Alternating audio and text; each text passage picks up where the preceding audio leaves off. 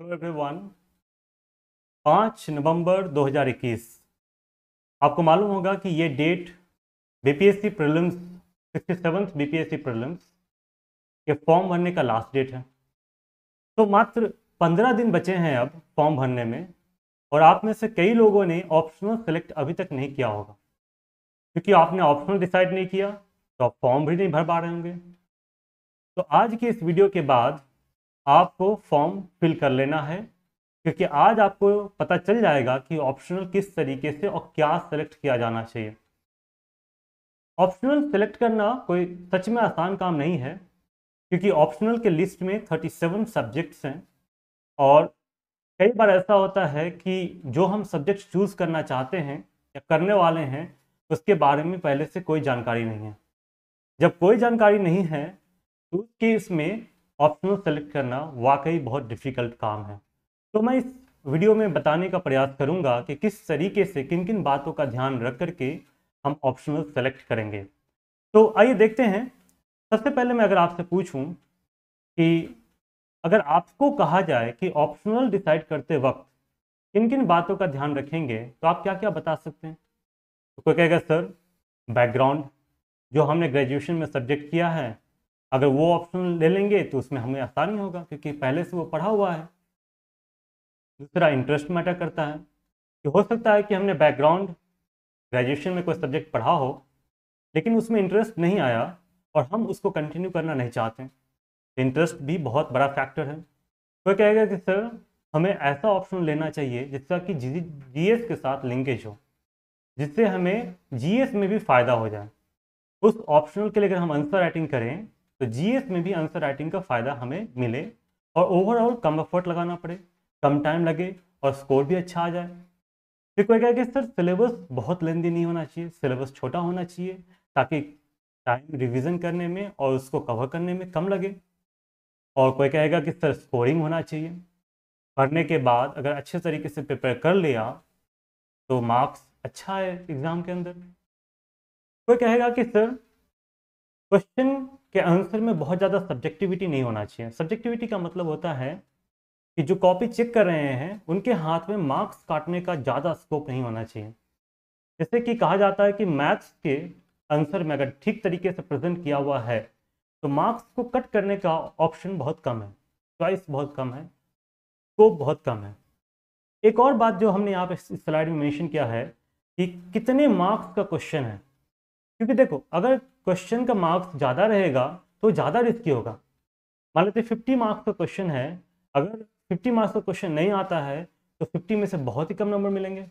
अगर वही 10 मार्क का क्वेश्चन 5 हो, 10 नंबर का क्वेश्चन 5 हो, अगर उसमें 4 आता है 1 नहीं आता है तो 40 मार्क्स में हो सकता है 6 मार्क्स आ जाए और एक क्वेश्चन में थोड़ा कम मार्क्स है। तो जितने ज़्यादा मार्क्स का क्वेश्चन होगा उतना ज़्यादा स्कोर करना रिस्की हो जाएगा।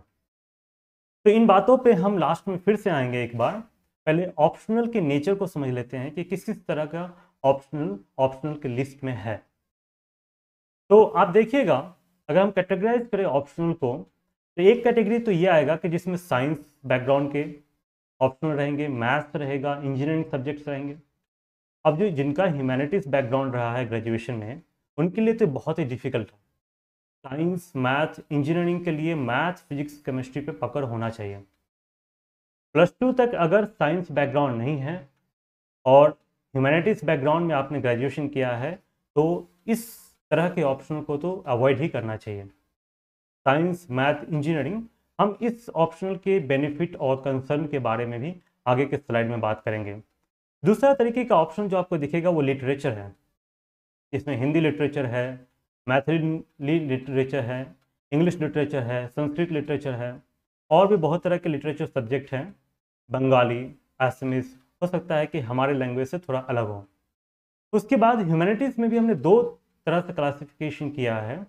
एक वो ह्यूमैनिटीज़ के सब्जेक्ट जिसमें कि थोड़ी बहुत ऑब्जेक्टिविटी है, जैसे ज्योग्राफी ऑप्शन में क्या होता है कि बहुत सारा कॉन्सेप्ट पूछा जाता है कि आप इस कॉन्सेप्ट को एक्सप्लेन कीजिए। तो अगर आपको कॉन्सेप्ट पता है तो आप उसको एक्सप्लेन कर सकते हैं। इसमें जो कॉपी चेक कर रहा है उसके पास मार्क्स डिडक्ट करने का स्कोप बहुत कम है। वही दूसरे तरीके के जो ऑप्शनल है जैसे हिस्ट्री हो गया, हिस्ट्री में आपको कोई स्टेटमेंट दे देगा और आपको बोला जाएगा कि आप इसके पीछे के रीज़न को डिस्कस कीजिए। तो डिस्कस करना एक सब्जेक्टिव तरीका हो गया, लोग बहुत तरीके से डिस्कस कर सकते हैं। और दूसरा रीज़न, कई बार क्या होता है कि जो हम रिसोर्सेज पढ़ के जाते हैं उसमें वो कवर नहीं किया हुआ है, तो हम क्या करते हैं कि एग्ज़ाम में ही आंसर मैन्युफैक्चर करने का कोशिश करते हैं। तो जब आंसर मैन्युफैक्चर करेंगे तो वहाँ पर स्कोर जो है वो एवरेज से भी नीचे चला जाएगा। तो ये 4 तरह के कैटेगरी है ऑप्शनल्स का, और बारी बारी से हर एक कैटेगरी के बारे में डिस्कस करेंगे कि क्या फ़ायदा है और क्या नुकसान है। तो पहले हम समझते हैं कि बैकग्राउंड किस तरीके का होता है। 3 तरह का बैकग्राउंड है। कुछ लोग साइंस और इंजीनियरिंग बैकग्राउंड के हैं, तो जो साइंस और इंजीनियरिंग बैकग्राउंड के हैं उनके पास तो ऑप्शन खुला है, वो साइंस सब्जेक्ट ले सकते हैं, इंजीनियरिंग के सब्जेक्ट ले सकते हैं।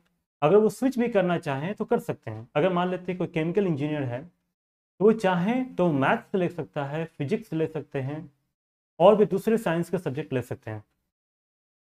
इंजीनियरिंग जो शिफ्ट करना अगर चाहेंगे तो बहुत डिफिकल्ट हो जाएगा। अगर कोई मैकेनिकल इंजीनियरिंग का बैकग्राउंड वाला स्टूडेंट है, अगर वो केमिकल इंजीनियरिंग लेना चाहेगा तो उनके लिए बहुत डिफिकल्ट हो जाएगा। क्यों डिफिकल्ट हो जाएगा, हम आगे भी बात करेंगे इसके बारे में। तो अगर वो ह्यूमैनिटीज सब्जेक्ट में मूव करना चाहते हैं तो कोशिश ये कीजिए कि वो ऑप्शन लीजिए जिसमें कि ऑब्जेक्टिविटी ज़्यादा हो, ताकि स्कोर अच्छा आ सके। और ह्यूमैनिटीज ऑप्शन में इंजीनियरिंग वाले क्यों शिफ्ट करना चाहेंगे, इसके कई कारण हैं, आपको आगे समझ में आ जाएगा। और दूसरे तरीके का बैकग्राउंड है कि ह्यूमैनिटीज बैकग्राउंड। अब जिनका ह्यूमैनिटीज रहा है ग्रेजुएशन के अंदर, उनके लिए तो science, math, engineering subject avoid ही करना चाहिए। जैसे 64th बीपीएससी के टाइम पे मैथ्स में बहुत अच्छा स्कोर दिया गया था, तो कई सारे स्टूडेंट मुझे मैसेज कर रहे थे, चूँकि मेरा मैथ्स ऑप्शनल था, कि सर मेरा ग्रेजुएशन में बीए है लेकिन मैथ्स में इंटरेस्ट है, तो क्या मुझे मैथ्स लेना चाहिए। तो इंटरेस्ट है, लेकिन जो मैथ्स का सिलेबस उसके लिए बैकग्राउंड मैटर करता है। +2 तक तो एटलीस्ट मैथमेटिक्स प्रैक्टिस होनी चाहिए, अदरवाइज मैथ्स का सिलेबस पहले से ही बहुत लेंदी है और भी लेंदी हो जाएगा अगर बैकग्राउंड मैच नहीं करेगा। तो मैथ्स का अगर मार्क्स अगर इस बार का देखा जाए, हाईएस्ट मार्क्स तो अबाउट 200 ही है, 200 से नीचे ही है, जबकि 200 क्रॉस नहीं किया है। तो लास्ट ईयर अच्छे मार्क्स मिले थे, बट इस बार मार्क्स डिडक्ट कर लिया गया, स्केलिंग कर दी गई। तो जो ह्यूमैनिटीज़ ऑप्शन वाले हैं वो कृपया करके साइंस, मैथ्स और इंजीनियरिंग सब्जेक्ट की तरफ मूव ना करें। ये बहुत रिस्की है। क्यों रिस्की है आपको आगे समझ में आ जाएगा। हाँ, अगर आप मूव करना ही चाहते हैं तो आप ह्यूमैनिटीज़ में ही मूव कर सकते हैं। आपका अगर हिस्ट्री बैकग्राउंड है तो आप ज्योग्राफी ले सकते हैं, आप एंथ्रोपोलॉजी ले सकते हैं, आप सोशियोलॉजी ले सकते हैं, और भी बहुत सारे ह्यूमैनिटीज़ के सब्जेक्ट हैं वो ले सकते हैं। हाँ, आप मूव दूसरे एरिया में करना चाहते हैं तो आप लिटरेचर का सब्जेक्ट ले सकते हैं। लिटरेचर का जो सब्जेक्ट है वो बहुत स्कोरिंग भी है। लेकिन अगर आपका डीप इंटरेस्ट किसी सब्जेक्ट में नहीं है तो आप सब्जेक्टिविटी वाले ऑप्शनल को अवॉइड कीजिए। जैसे कि हिस्ट्री ऑप्शनल की बात करें हम, तो हिस्ट्री ऑप्शनल जब आप पढ़ें तो आपका खूब इंटरेस्ट आना चाहिए, ताकि आप चीज़ों को रिलेट कर सकें, आप वहाँ पे आंसर क्रिएट कर सकें और ज़्यादा से ज़्यादा कंटेंट आप गैदर कर सकें। क्योंकि क्वेश्चन पूछ देगा, उसके बारे में रीज़न पूछ सकता है, एनालाइज करने के लिए बोल सकता है, उसके लिए आपके पास नॉलेज होना बहुत ज़रूरी है।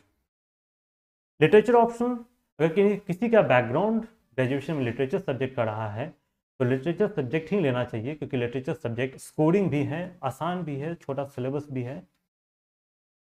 आगे हम बात करते हैं कि साइंस, मैथ और इंजीनियरिंग ऑप्शनल है तो उसमें क्या बेनिफिट है और क्या कंसर्न है, क्या फ़ायदा है, क्या नुकसान है।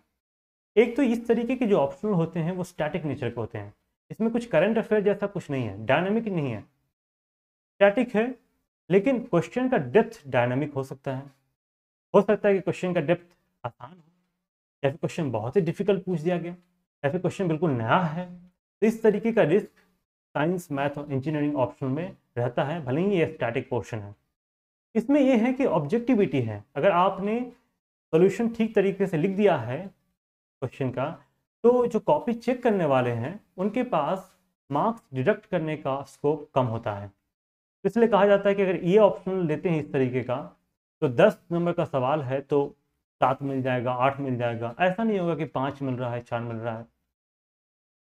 और जो साइंस और इंजीनियरिंग बैकग्राउंड के स्टूडेंट हैं उनका तो लिंकेज भी है, क्योंकि उनको तो फिर कम एफर्ट पुट करना पड़ेगा इस तरीके के ऑप्शन में। लेकिन कुछ कंसर्न भी हैं जिनको आप ध्यान में रखिएगा। ये जो साइंस, मैथ और इंजीनियरिंग बैकग्राउंड ऑप्शनल का सब्जेक्ट है, ये काफ़ी लेंदी सिलेबस है। इसका सिलेबस को कवर करना ही बहुत मुश्किल काम होता है, और रिवाइज करना तो और भी डिफिकल्ट काम हो जाता है। और सिलेबस तो लेंदी है ही, स्कोर भी आजकल एवरेज आती है। जैसे मैंने आपको बताया कि मैथ्स का स्कोर इस बार हाईएस्ट 195 के अराउंड है, उसी तरीके से और भी दूसरे इंजीनियरिंग ऑप्शनल के स्कोर भी 200 के आसपास ही हैं, 210, 216। और इतना ही स्कोर ह्यूमैनिटीज ऑप्शनल में भी है। जैसे कि ज्योग्राफी में 192 के आसपास मार्क्स मिला है लोगों को। तो एक तो सिलेबस बहुत बड़ा है, इसका स्कोर भी बहुत अच्छा नहीं है, एवरेज स्कोर है। और तीसरी जो सबसे बड़ी कंसर्न है कि इसका जीएस के साथ कोई लिंकेज नहीं है। आप इन ऑप्शनल के सब्जेक्ट में आंसर राइटिंग करते हैं तो आपको जीएस में कोई फायदा नहीं मिलने वाला है। जीएस के लिए आंसर राइटिंग का अलग पैटर्न है, आपको यहाँ पे एक्स्ट्रा एफर्ट लगाना पड़ेगा। आंसर राइटिंग में ही नहीं, आपको कंटेंट कवर करने में भी एक्स्ट्रा एफर्ट लगाना पड़ेगा। तो बिल्कुल जीएस और ये ऑप्शनल आपका बिल्कुल अलग अलग हो जाएगा। यहाँ पे जो बर्डन ऑफ एफर्ट है, एफर्ट का जो बर्डन है वो बढ़ जाता है, और इससे ओवरऑल परफॉर्मेंस हैम्पर होती है। तो ये तो था आपका साइंस, मैथ और इंजीनियरिंग ऑप्शनल। अब आगे देखते हैं कि लिटरेचर ऑप्शनल में क्या फ़ायदा है, क्या नुकसान है। लिटरेचर ऑप्शनल एक तो स्कोरिंग है, दूसरा इसका सिलेबस छोटा है। तो अगर आपको लिटरेचर ऑप्शनल में इंटरेस्ट है, लिटरेचर की तरफ आपका झुकाव है, तो आपको लिटरेचर ऑप्शन लेना चाहिए। इसमें आप बहुत अच्छा परफॉर्म कर सकते हैं।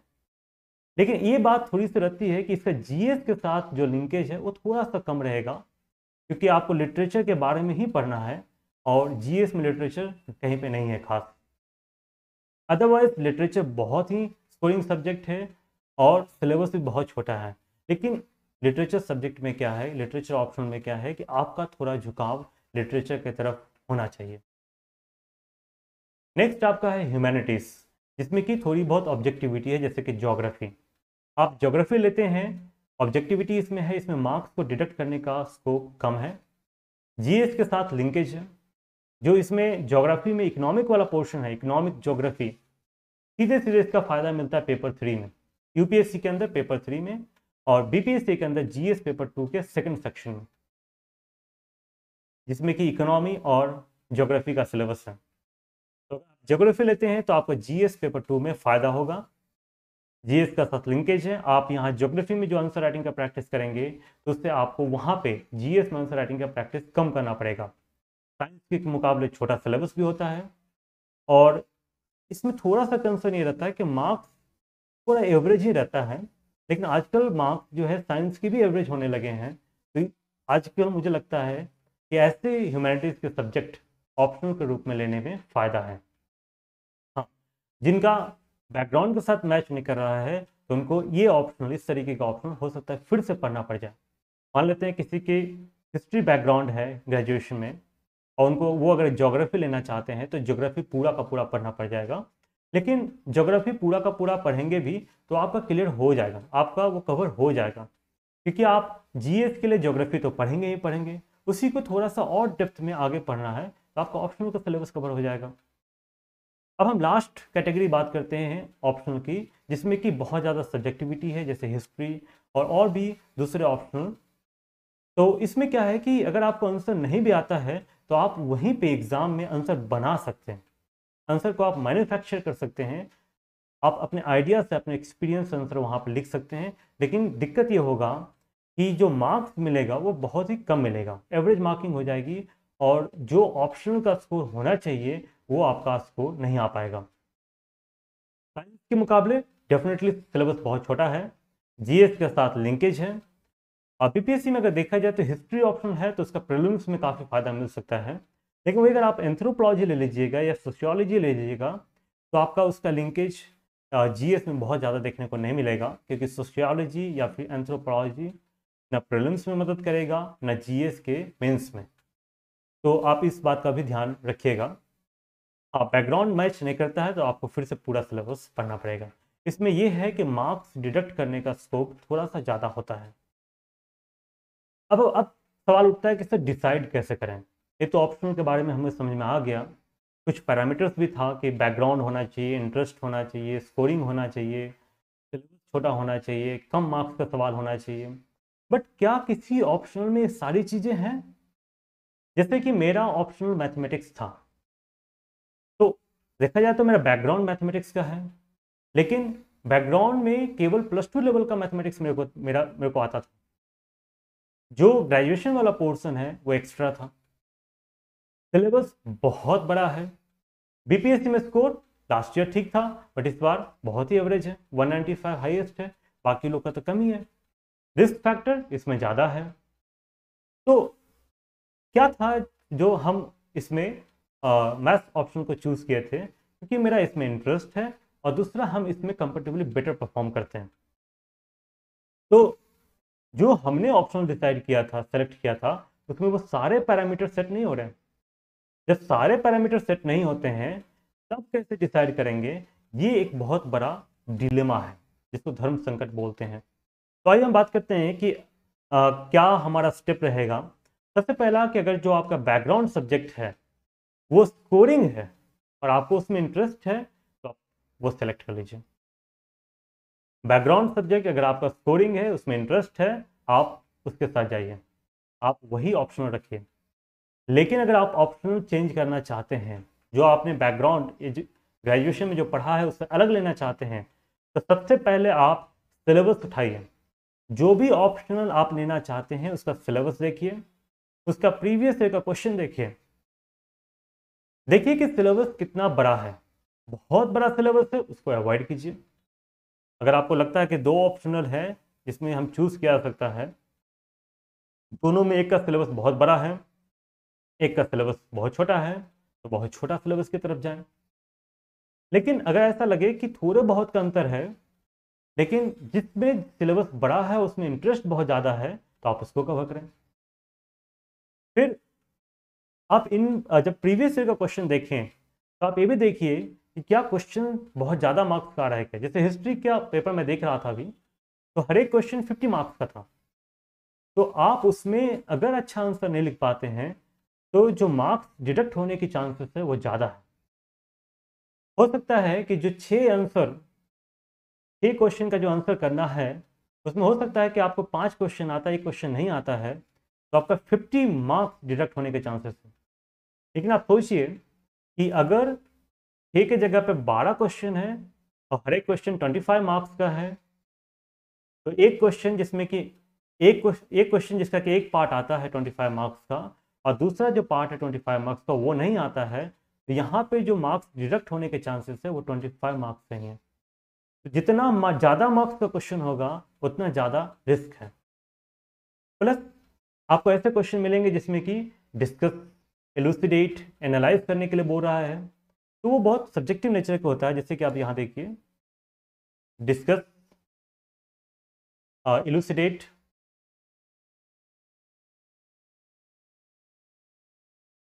या एनालाइज करने के लिए बोल रहा है, तो ये क्वेश्चन, ऐसे क्वेश्चन बहुत ही सब्जेक्टिव नेचर के होते हैं और इसमें मार्क्स डिडक्ट होने के चांसेस बढ़ जाता है। तो इसमें स्कोर भी क्या होता है कि एवरेज हो जाता है। जितना ज़्यादा ऑब्जेक्टिविटी रहेगा क्वेश्चन में, क्वेश्चन के आंसर में, उतना ज़्यादा आपको मार्क्स मिलेगा। जैसे एक्सप्लेन करने के लिए बोलता है, जैसे ज्योग्राफी में जो क्वेश्चन होते हैं उसमें कई बार बोलता है कि आप इस कॉन्सेप्ट को एक्सप्लेन कीजिए। जो आपने कॉन्सेप्ट पढ़ा हुआ है आप उसको सीधा सीधा अच्छे तरीके से एक्सप्लेन कर देंगे तो आपको अच्छा मार्क्स मिलेगा। लेकिन जब क्वेश्चन में डिस्कस करने के लिए बोलता है तो वहाँ पे ये होता है कि डिपेंड करता है कि आपके पास नॉलेज कितना ज़्यादा है। जितना ज़्यादा अच्छा नॉलेज रहेगा उतने अच्छे से आप उस टॉपिक को डिस्कस एग्जाम के अंदर उस क्वेश्चन के लिए कर पाएंगे। तो आप ध्यान दीजिएगा कि जिस क्वेश्चन में डिस्कस, एलुसिडेट, एनालाइज करने के लिए बोल रहा है वैसे पेपर को अवॉइड किया जाए। फिर से पहले वाले स्लाइड पे आता हूँ, जिसमें ये था कि किन किन बातों का ध्यान रखना है। तो आप सबसे पहले देखेंगे कि आपका बैकग्राउंड क्या है। अगर आपको आपका बैकग्राउंड का सब्जेक्ट लेने में मज़ा आ रहा है, कोडिंग भी है, सिलेबस भी छोटा है, तब तो बहुत बढ़िया है। अगर आप बैकग्राउंड का सिलेबस नहीं है तो आप अपने इंटरेस्ट को देखिए, क्योंकि ऑप्शनल को मेंस के टाइम पे 40% पढ़ना होता है, बहुत ज़्यादा पढ़ना होता है। अगर आपका इंटरेस्ट नहीं रहेगा, आप पढ़ ही नहीं पाएंगे, जब पढ़ेंगे ही नहीं तो स्कोर वैसे भी कम आएगा। इंटरेस्ट बहुत मैटर करता है, आप उस सब्जेक्ट में पहले से कैसा परफॉर्म कर रहे थे वो भी मैटर करता है। लेकिन ये भी ध्यान रखिएगा कि उस ऑप्शनल का एवरेज स्कोर क्या रहता है। अगर एवरेज स्कोर बहुत ही कम है, बहुत ही ज़्यादा कम है, जैसे इकोनॉमिक्स के लिए बोला जाता है कि बहुत कम स्कोर आता है, बट ऐसा नहीं है, इकोनॉमिक्स वाले भी टॉप किए थे। आप इस पर थोड़ा सा रिसर्च कर सकते हैं। अगर बहुत ही कम है तो आप वैसे ऑप्शन को अवॉइड कर सकते हैं। तो जीएस के साथ लिंकेज कितना जाता है, जैसे मैंने आपको बता रहा था कि बीपीएससी में एंथ्रोपोलॉजी सोशियोलॉजी का लिंकेज कम है, लिटरेचर का भी कम है। लेकिन वही ज्योग्राफी लेते हैं आप, हिस्ट्री लेते हैं तो आपको सीधे सीधे जीएस में फ़ायदा होने वाला है। जैसे हिस्ट्री ऑप्शनल है तो आपको प्रीलिम्स में बहुत ज़्यादा फायदा मिलेगा। आपका ज्योग्राफी या इकोनॉमिक्स ऑप्शनल है तो आपका जीएस पेपर 2 में बहुत हेल्प मिल सकता है। और गाइडेंस कितना अवेलेबल है, गाइडेंस, स्टडी मटेरियल या फिर खुद से करने का कितना ज़्यादा स्कोप है। जैसे ह्यूमैनिटीज़ के जो सब्जेक्ट होते हैं उसको खुद से भी पढ़ा जा सकता है। आप खुद से भी अगर किताब को पढ़ेंगे तो आपको बहुत हद तक समझ में आ जाएगा। लेकिन वही अगर साइंस, मैथ और इंजीनियरिंग बैकग्राउंड का इंजीनियरिंग ऑप्शन ले लेंगे तो उसके लिए गाइडेंस चाहिए, खुद से कर पाना बहुत मुश्किल हो जाता है। ऑब्जेक्टिविटी की बात कर रहा था मैं, क्योंकि ऑब्जेक्टिविटी जितना ज़्यादा होगा, मार्क्स डिडक्ट करने के चांसेस उतना ही कम होगा। ज़्यादा मार्क्स का क्वेश्चन रहेगा ज़्यादा रिस्क रहेगा, कम मार्क्स का क्वेश्चन रहेगा कम रिस्क रहेगा। इन्हीं बातों का ध्यान रख करके ऑप्शनल डिसाइड कीजिएगा। सबसे पहले आप सिलेबस देखिए, प्रीवियस के क्वेश्चन देखिए, और आप आराम से बैठ के इन्हीं बातों को सोचिए कि आपको किस में इंटरेस्ट आ रहा है, कितना स्कोरिंग है, कितना बड़ा सिलेबस है, आप उस सिलेबस को कवर कर सकते हैं कि नहीं कर सकते हैं, आपने जो पढ़ा है उससे क्या समझ में आ रहा है। इन्हीं बातों का ध्यान रख करके ऑप्शनल आप सेलेक्ट कर सकते हैं। ऑप्शनल के लिस्ट में 37 सब्जेक्ट है, सारे सब्जेक्ट को कंपेयर कर पाना बहुत मुश्किल है। आपको ये खुद ही डिसाइड करना पड़ेगा कि कौन सा ऑप्शनल आपके लिए सूट करेगा। किन किन बातों का ध्यान रखना है ये सारा कुछ डिस्कस कर दिया है। अगर आपको फिर से दिक्कत हो तो ये स्लाइड आप देख सकते हैं।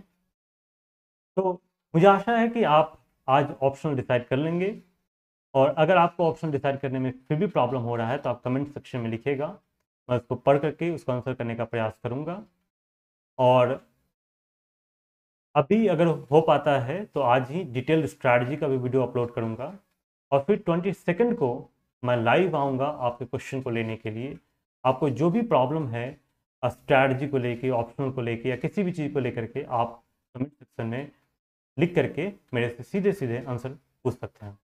तो ये था ऑप्शनल को डिसाइड करने के लिए ध्यान देने वाली बातें, और मुझे आशा है कि आज के बाद कल तक में फॉर्म आपका फिल हो जाना चाहिए। धन्यवाद।